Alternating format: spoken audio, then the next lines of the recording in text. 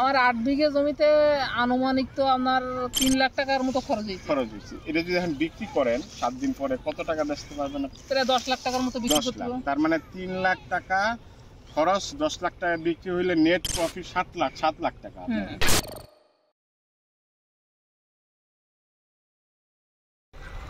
দিদি নমস্কার। আমরা হলো এই কালিকাবাটি দাকোপ এলাকায় আসছি। আমাদের হলো জবা দিদি, উনি হলেন একজন জনপ্রতিনিধি এলাকার।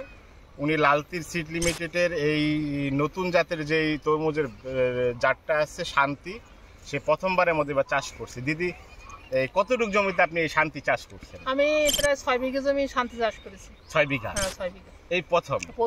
আচ্ছা, এই জমিতে আপনার কি মনে হয় শান্তি এই লালতির যে তরমুজের বীজটা এটা চাষ করে কেমন মনে হচ্ছে? আমার ভালো মনে হচ্ছে, কারণ আমি নাবিতে লাগাইছি, কিন্তু আগের যারা লাগাইছে তাদের ফল আসতে দেরি হয়েছে, কিন্তু আমার এটা একসাথে ফল হয়েছে।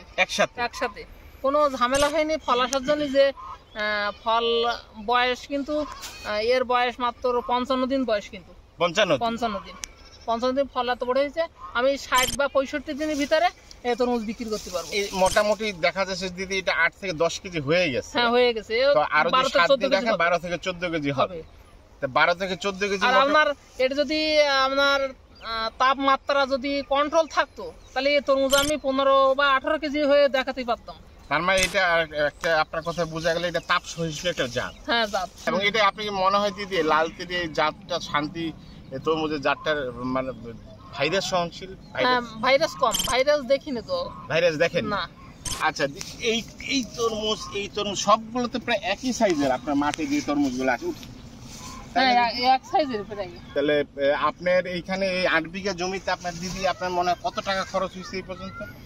আমার 8 বিঘে জমিতে আনুমানিক তো আপনার 3 লাখ টাকার মতো খরচ হয়েছে। এটা যদি এখন বিক্রি করেন 7 দিন পরে কত টাকা বেচতে পারবেন আপনি? আমার যেরকম মাল আছে, আমি দাম এখন বর্তমানে যা প্রায় 10 লাখ টাকার মতো বিক্রি করতে পারবো। তার মানে 3 লাখ টাকা খরচ, 10 লাখ টাকা বিক্রি হইলে নেট প্রফিট 7 লাখ টাকা।